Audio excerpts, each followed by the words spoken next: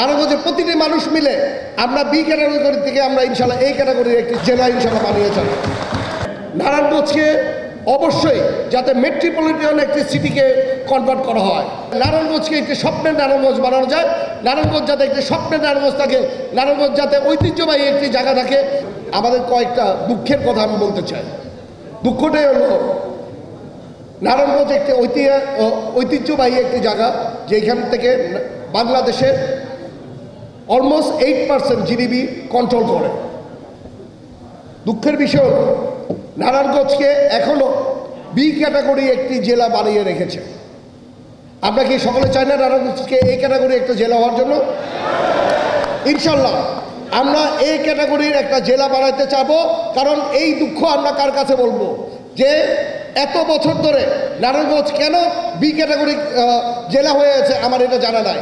ইনশাল্লাহ নারায়ণগঞ্জ চেম্বার না, শুধু নারায়ণগঞ্জের প্রতিটি মানুষ মিলে আমরা বি ক্যাটাগরি থেকে আমরা ইনশাল্লাহ এই ক্যাটাগরির একটি জেলা ইনশাল্লাহ বানিয়ে চাই।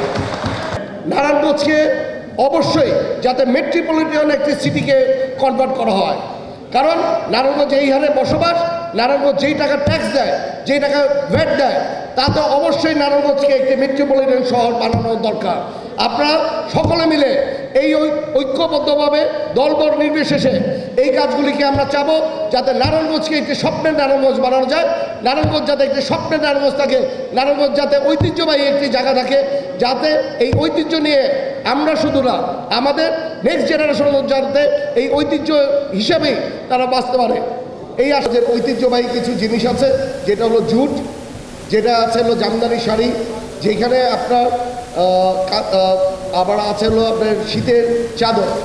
এগুলিকে নিয়ে আমরা বিভিন্ন ওয়েতে কাজ করার চেষ্টা করছি, যাতে এদেরকে নিয়ে সামনে পরবর্তীতে আমরা যাতে এক্সপোর্টের দিকে যেতে পারি, এক্সপোর্টের মাধ্যমে যাতে বাংলাদেশের রেভিনিউ আসে, ইভেন নারায়ণগঞ্জের ঐতিহ্য যাতে আমরা আমাদের থাকে, এটার জন্য আমরা কাজ করার জন্য চেষ্টা করছি। সিলভার টিপ কন্ট্যাক্টে তৈরি নিরাপদ ও নান্দনিক ক্লিক সুইচ নির্ভরতা জীবন জুড়ে। আমরা আরেকটা কাজ করতে যাচ্ছি, সেটা হলো একটি ট্রেনিং সেন্টার, যেইখানে ট্রেনিং সেন্টারের মাধ্যমে আমরা শুধু বিভিন্ন গার্মেন্টস অথবা বিভিন্ন ইন্ডাস্ট্রিতে আমরা লেবারকে দিব, দক্ষ লেবার।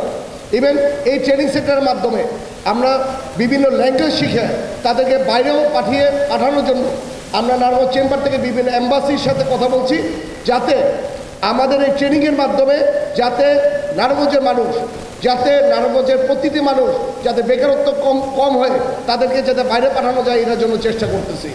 আমরা বিভিন্ন ইন্ডাস্ট্রির সাথে কথা বলছি, যাতে অ্যাটলিস্ট নারায়ণগঞ্জের 30% লোককে যাতে চাকরি দেওয়া হয়। তাইলে ইনশাল্লাহ নারায়ণগঞ্জে কোনো বেকারত্ব থাকবে না, সবাই কর্মর সাথে জড়িত থাকবে। ইভেন যার যেই যোগ্যতা তাকে সেই অনুযায়ী যাতে চাকরি দেওয়া হয়, এটার জন্য আমরা নারায়ণগঞ্জ চেম্বার থেকে আমরা ডিসি মহোদয়, এসপি মহোদয়কে আমরা রিকোয়েস্ট করেছি, ইভেন বিভিন্ন ইন্ডাস্ট্রিতে আমরা রিকোয়েস্ট করছি। ইনশাল্লাহ আমরা নারায়ণগঞ্জের থেকে আমরা বেকারত্বটা ইনশাল্লাহ দূর করে ছাড়বো।